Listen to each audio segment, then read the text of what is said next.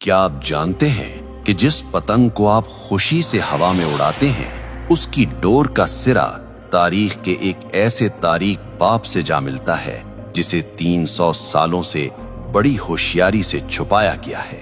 हम इसे बसंत कहते हैं, हम इसे सकाफत कहते हैं, लेकिन तारीख की पुरानी किताबें कुछ और ही कहानी सुना रही हैं। क्या ये वाकई बहार का जश्न है या फिर एक ऐसे शख्स का मातम जिसने तारीख में मजहबी नफरत की बुनियाद रखी थी? आज हम जज्बात की नहीं, सबूतों की बात करेंगे। आज हम तारीख के उस बंद दरवाजे को खोलेंगे और आपके सामने वो हकाइक रखेंगे जो शायद आपसे हमेशा छुपाए गए।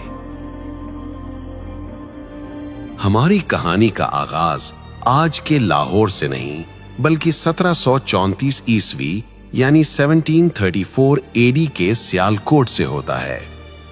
ये मुगल बादशाह मोहम्मद शाह रंगीला का दौर था।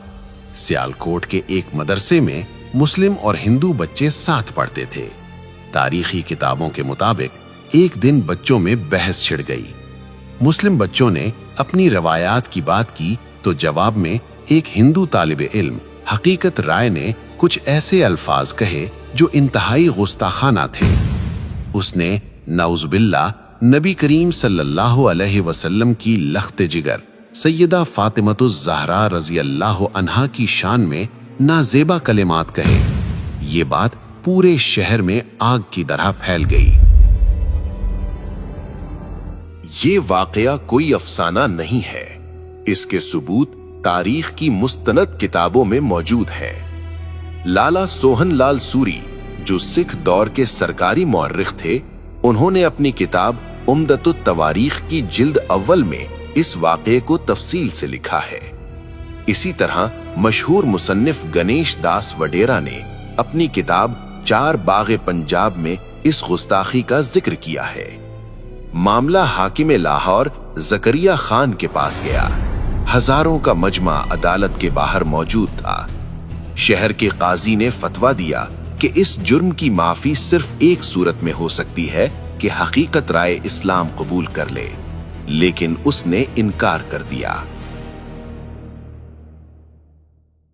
कानून के मुताबिक उसे सजाए मौत सुनाई गई और तारीख बताती है कि जिस दिन हकीकत राय को सजा दी गई वो बसंत पंचमी का दिन था। अब यहाँ ये जानना जरूरी है कि बसंत पंचमी असल में है क्या। हिंदू तकवीम के मुताबिक ये बहार की आमद का पहला दिन होता है। बसंत का मतलब है बहार और पंचमी का मतलब है 5वां दिन। ये दिन इल्म और फन की देवी सरस्वती की पूजा से मंसूब है। इस दिन हर तरफ जर्द रंग नजर आता है। लोग जर्द कपड़े पहनते हैं और पीले पकवान बनाते हैं, क्योंकि जर्द रंग सरसों के खिलते हुए फूलों और जिंदगी की अलामत समझा जाता है। लेकिन सन 1741 की इस बसंत ने एक नया रुख इख्तियार कर लिया। जिस दिन पूरा शहर बहार के रंगों में रंगा था, हिंदू बिरादरी ने हकीकत राय की मौत की वजह से इस दिन को यौम सोग मना लिया। कहा जाता है कि उसकी याद में उन्होंने आसमान की बुलंदियों की तरफ पतंगें उड़ाना शुरू की ताकि उसकी रूह को खिराजे तहसीन पेश किया जा सके और ये पैगाम दिया जाए कि एक मासूम की रूह आसमानों की वुसअतों में आजाद है। ये था वो बीज जो एक मजहबी जश्न के अंदर एक खास वाक़े की याद और नफरत की जमीन में बोया गया था।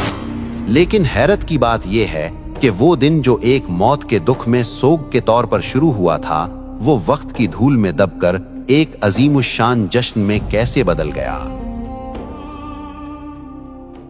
वक्त का पहिया घूमा और पंजाब में सिखों की हुकूमत कायम हो गई। ये महाराजा रंजीत सिंह का दौर था।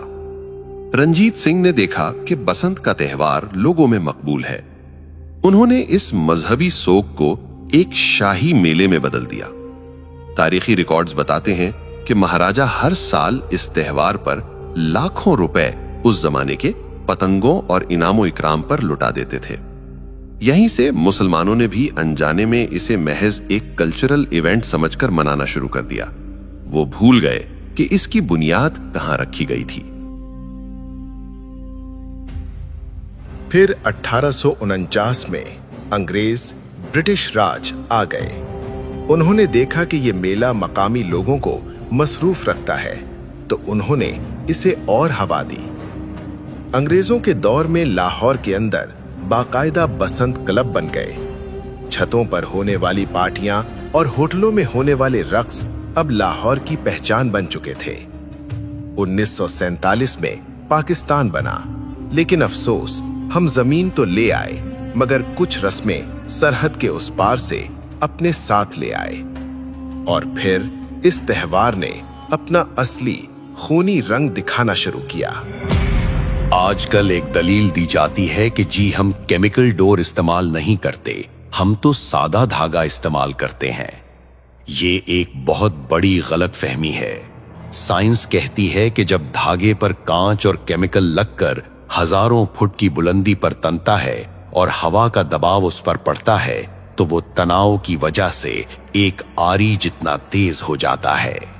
जब वो मोटरसाइकिल पर जाते हुए किसी इंसान के गले से टकराता है तो वो केमिकल हो या ना हो, वो शाहरग काट देता है। ये महज हादसा नहीं होता, ये कत्ल है। आइए जज्बाती बातों को छोड़कर आदादो शुमार स्टैटिस्टिक्स देखते हैं। पुलिस रिकॉर्ड और अस्पतालों के डेटा के मुताबिक सिर्फ 2006 से 2009 के 3 खूनी सालों में लाहौर, फैसलाबाद और गुजरांवाला में 119 अफराद इस खूनी खेल की नजर हुए। इनमें 40% से जायद वो मासूम बच्चे थे जो पतंग लूटते हुए छत से गिरे या सड़क पर गाड़ी के नीचे आ गए। भारत में सूरत हाल इससे भी बदतर है। जानवरों के हुकूक की तंजीम पीटा की रिपोर्ट के मुताबिक हर साल बसंत के मौसम में हजारों परिंदे आसमान में तनी हुई इन डोरों से कटकर मर जाते हैं। क्या किसी त्योहार की कीमत इतनी लाशें हो सकती हैं? सिर्फ इंसानी जाने नहीं, ये शौक मुल्क की मईशत को भी अरबों का नुकसान पहुंचाता है। वापडा की सरकारी रिपोर्ट्स के मुताबिक धाती डोर गिरने से ट्रांसफार्मर्स ट्रिप कर जाते हैं और तारें शॉर्ट सर्किट हो जाती हैं। माजी में एक एक रात में लाहौर जैसे शहर को कई कई घंटे अंधेरे में डूबा रहना पड़ा। करोड़ों रुपए की बिजली जाया होती है और ये बोझ आखिरकार आवाम की जेब पर ही पड़ता है। क्या हम चंद घंटों की तफरीह के लिए अपनी ही अमलाक को आग लगा रहे हैं? फिर बात सिर्फ पतंग की नहीं रहती। बसंत की रात, हवाई फायरिंग और बेहयाई का जो बाजार गर्म होता है, क्या वो हमारी सकाफत है? एक तरफ दुनिया भर के मुसलमान गजा और फलस्तीन के बच्चों के लिए रो रहे हैं और दूसरी तरफ हम अपनी ही गलियों में अपनी ही खुशी के लिए अपने ही लोगों का खून बहा रहे हैं। क्या ये बेहिसी की इंतहा नहीं है? सवाल ये है कि अगर बसंत नहीं तो फिर क्या? हमारे पास ईदैन की खुशियां हैं, हमारे पास खेलों के मैदान हैं, PSL है, क्रिकेट है, सियाहत है। हम वो कौम हैं जिसने दुनिया को तहजीब सिखाई। हमें अपनी खुशी मनाने के लिए किसी ऐसे त्योहार की जरूरत नहीं जिसकी बुनियाद में नफरत हो और जिसके अंजाम में मौत हो। आज फैसला आपके हाथ में है। जब आप बाजार से डोर खरीदें तो एक बार सोच लीजिएगा, कहीं आपके पैसे किसी मां की गोद उजाड़ने के काम तो नहीं आ रहे। ये पतंग की डोर नहीं कट रही, ये हमारी अक़दार कट रही हैं। तारीख गवाह है कि जो कौमें अपनी बुनियाद भूल जाती हैं, वक्त उन्हें मिटा देता है।